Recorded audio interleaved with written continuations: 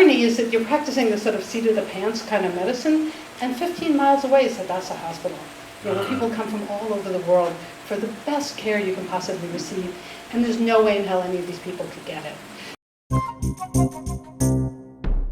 Hello, my name is Stanley Heller. Welcome to The Struggle. The Struggle is shown in over 30 cable stations from Vermont to New York City and in Washington, D.C. Our YouTube channel is Struggle Video Media. Today, the crisis in Aleppo, Syria, and a Jewish American supporter of Palestinian human rights. We start with the warfare in Aleppo, once home to 1.5 million people. Hundreds of thousands of people in the liberated eastern section have been under siege for over a month. This led groups from upstate New York to stage a protest in front of the hapless, ineffective United Nations.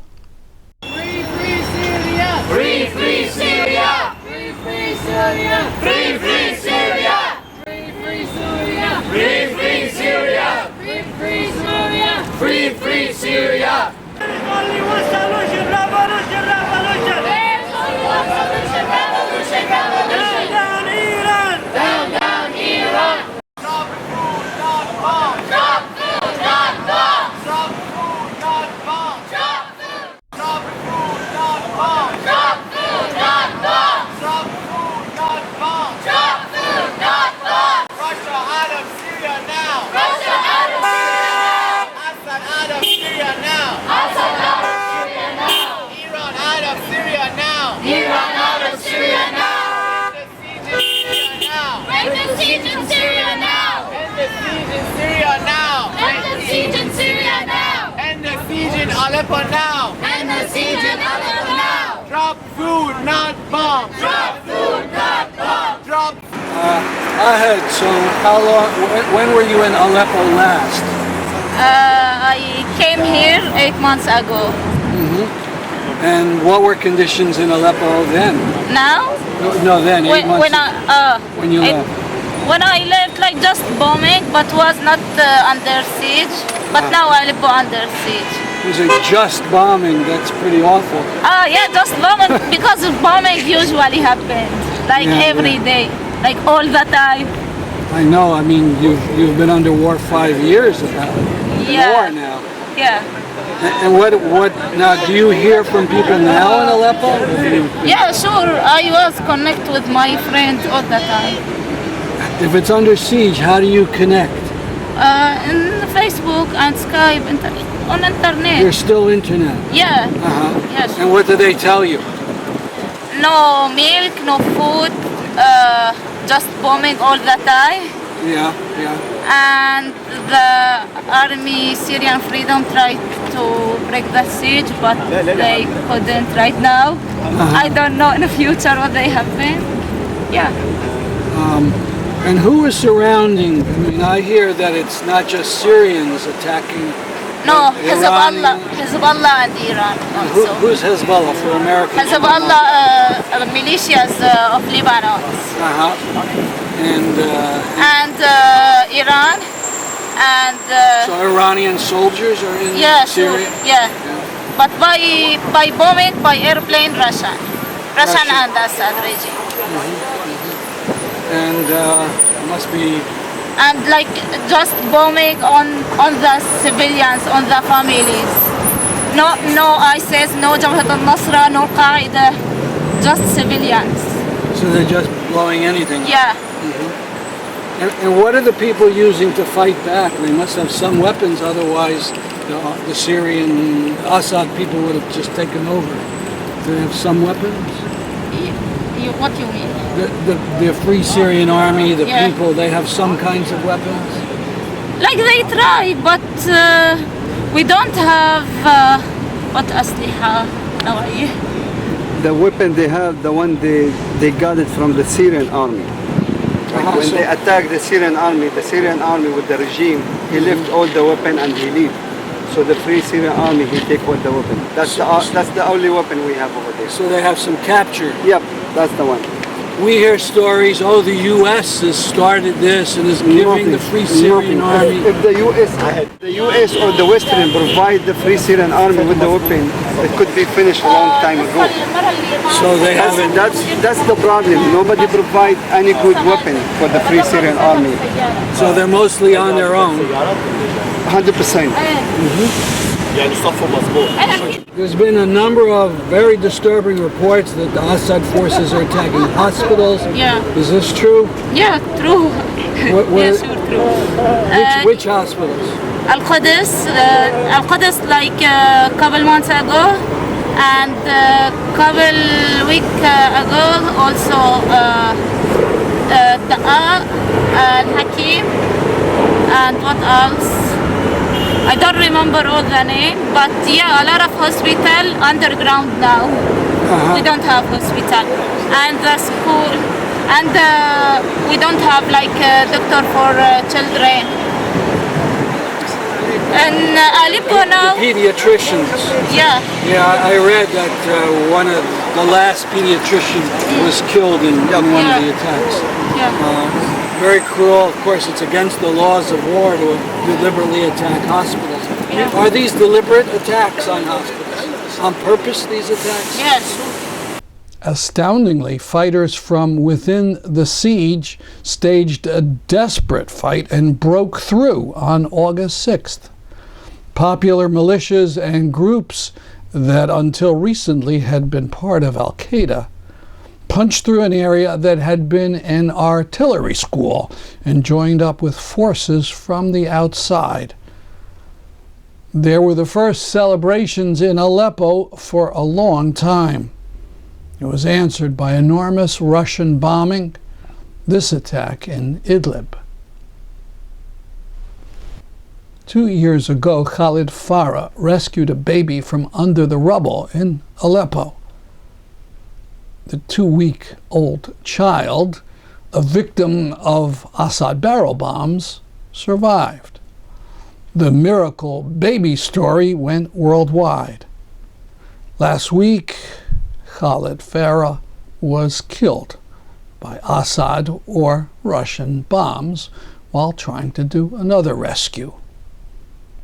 You can see Khaled Farah describing the rescue operations in Aleppo at the website whitehelmets.org. On August 11th, it was reported that the last 15 doctors in eastern Aleppo wrote a letter to President Obama pleading for action and a permanent corridor into the city. They say, "We have seen no effort by the United States to lift the siege or even to use its influence to push the parties to protect civilians." It's true. Instead of airdropping supplies, the U.S. has been trying to make deals with Russia to cooperate in war.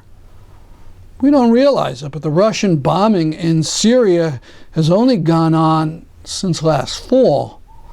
It goes on without U.S. government objection. Many on the left actually think Obama is trying to overthrow Assad. Actually, the main role the U.S. has had is to prevent the Syrian people from getting weapons that might end air attacks. It's been clear for a long time that Obama is trying to work out a deal with the Russians to force the rebels to give up and accept token positions within the Assad regime. Obama's only real interests are supporting Israel and bombing ISIS. He and all the political candidates running for office need to be shamed into taking some action. Alice Rothchild is a doctor, a feminist, an author, and a producer of the documentary Voices Across the Divide, an introduction to the Israeli-Palestinian conflict. She spoke at an event sponsored by activists in Northeast Connecticut. We're going to post her whole hour-long talk, but for this program, we're going to use her more spontaneous answers to questions after the talk. First, she was asked about the reception she gets when she talks in synagogues. Well, very honestly, it's very hard for me to be invited to a temple. It does happen, and oftentimes I'll show my film, which is a much softer, just listening to people tell their stories, but it raises all sorts of painful issues. And generally, if I'm being invited to a temple, generally by a very brave rabbi who may or may not agree with me, but thinks we have to talk about this, there's months of negotiations beforehand and what exactly they're going to cover and blah, blah, blah. And there's a lot of tension when I come. And so I really try to deliver a message that they can hear, knowing that there's going to be a diversity within the congregation. So people that are very opposed to how I frame things, I want to create a safe space where they feel that they can say what they need to say. And then what I say is, I don't have to win this argument. And you and I honestly aren't going to agree, so let's agree that we're not going to agree. So you see it this way, and I see it this way. And I just let people sit with it, and just create that little dissonance. But I'm clearly, I'll tell you a story. So I was an obstetrician at Beth Israel Hospital, and I was organizing my first delegation, and my chief had lived in Israel for a number of years. He's a major Zionist. He does all this, even though he's an obstetrician, he does a lot of terrorism work, and he would take delegations of Jewish doctors to Israel to study responses to terrorism, because they have an incredible hospital system.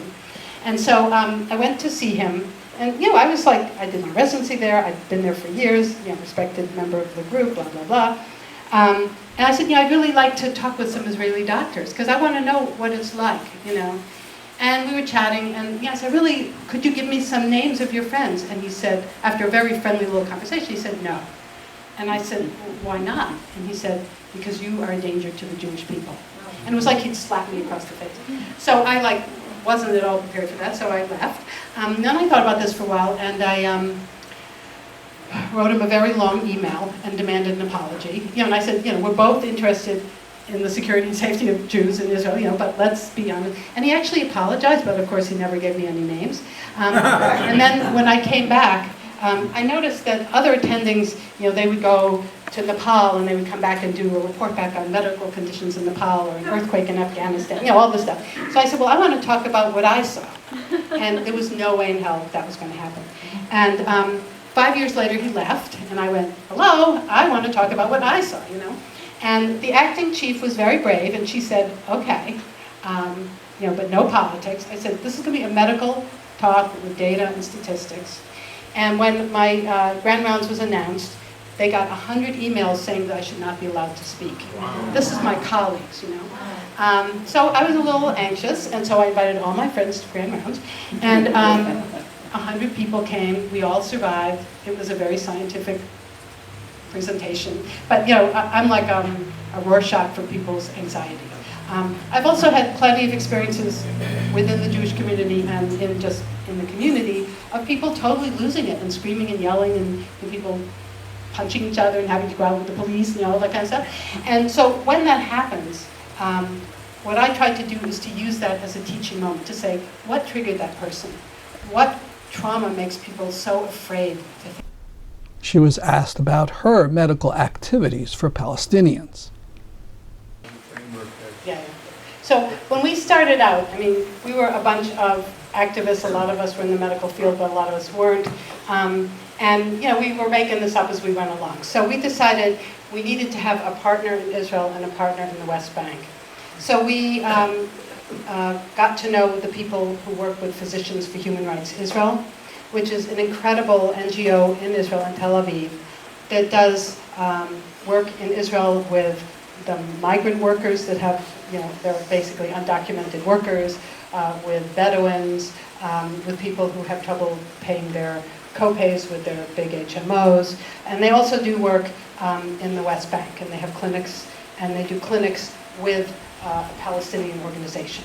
So we, made nice with them, and we gave them money, and got to know them. And when we would go over, we would work on their Saturday mobile clinic.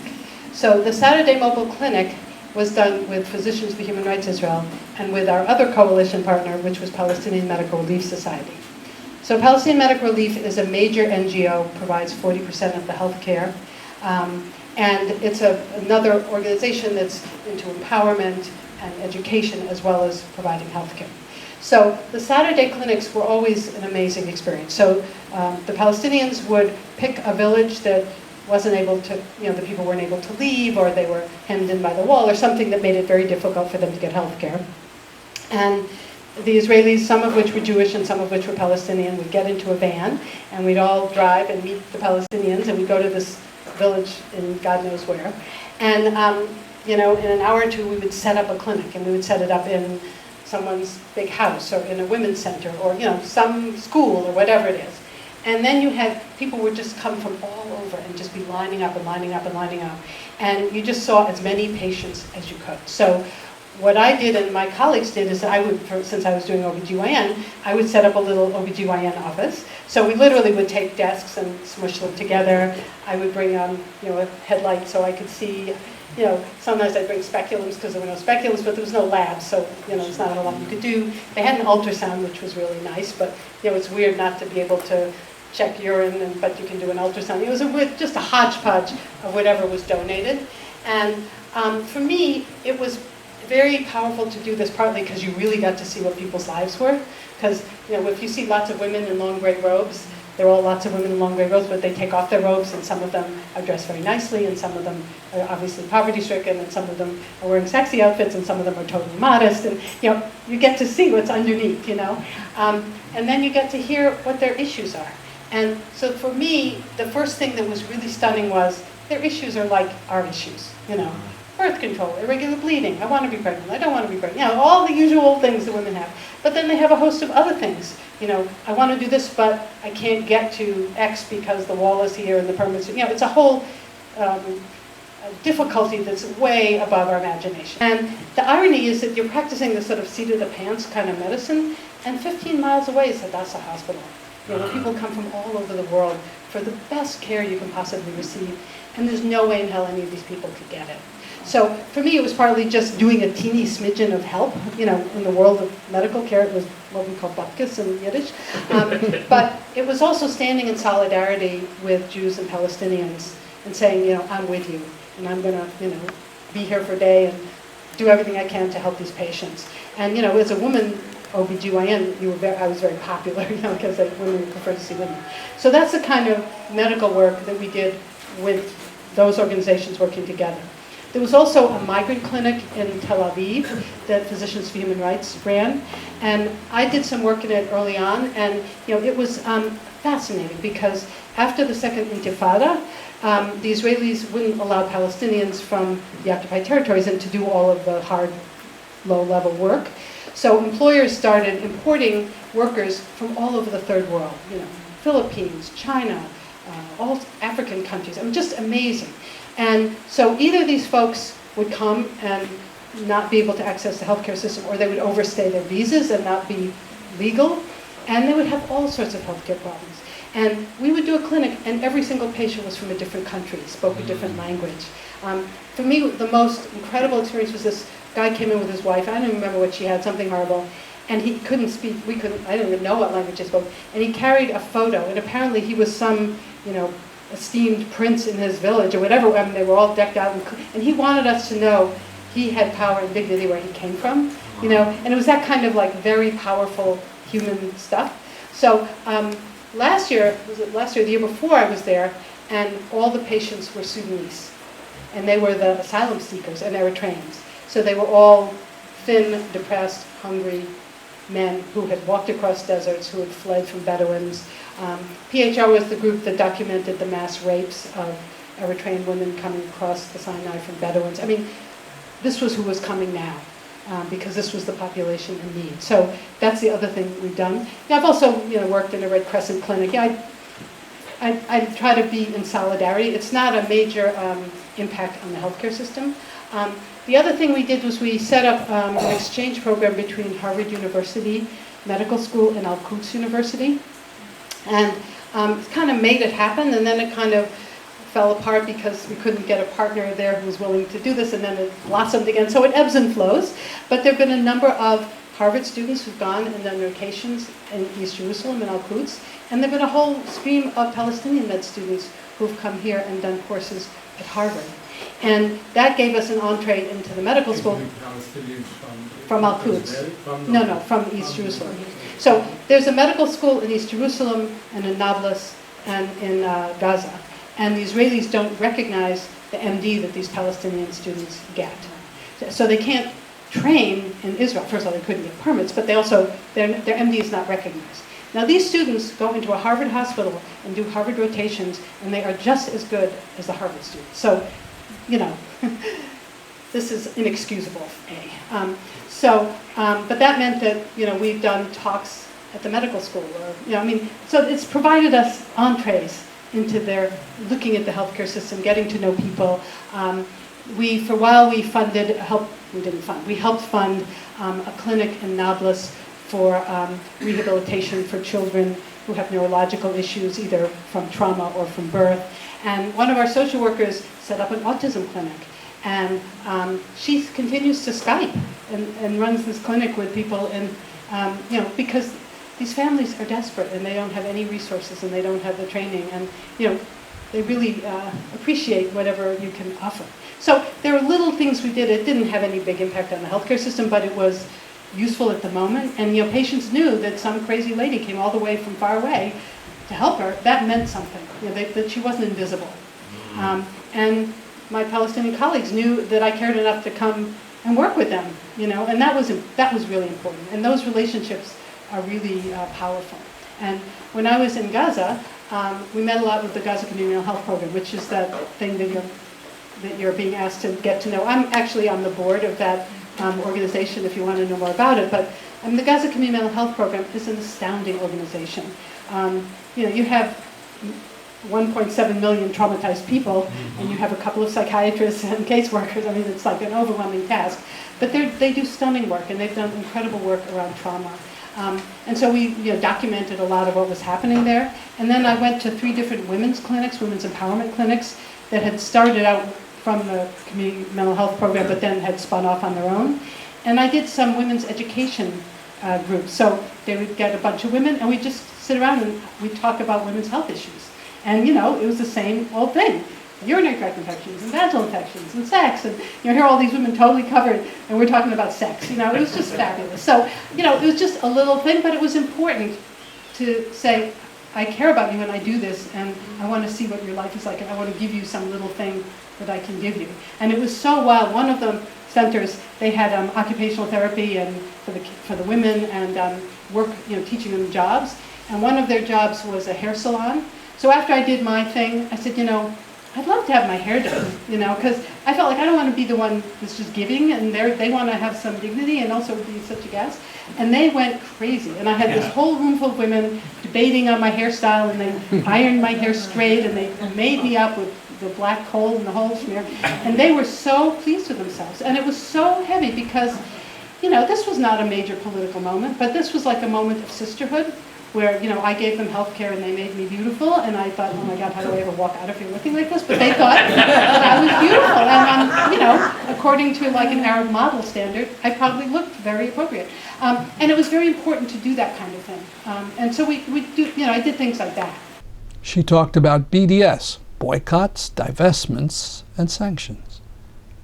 Well, you know, I do agree with you that things look very bleak on the Israeli political front. And, you know, Netanyahu is a particularly virulent actor in this thing.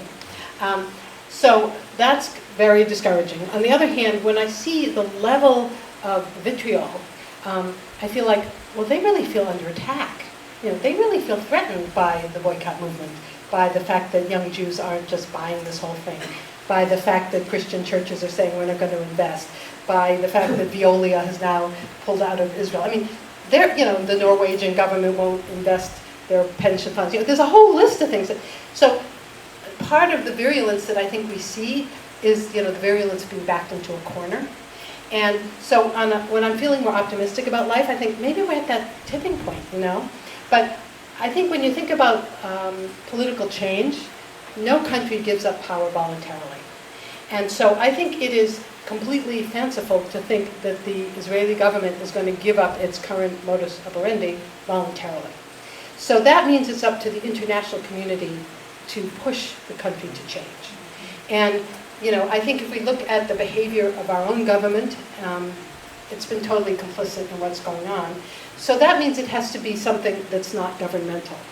And that's why I think the boycott, divestment, sanction movement is so powerful, because it is a growing movement. It doesn't rely on governments. It's nonviolent. It's very smart. You can adjust it to your community and what you feel your community can do. And it's having an impact.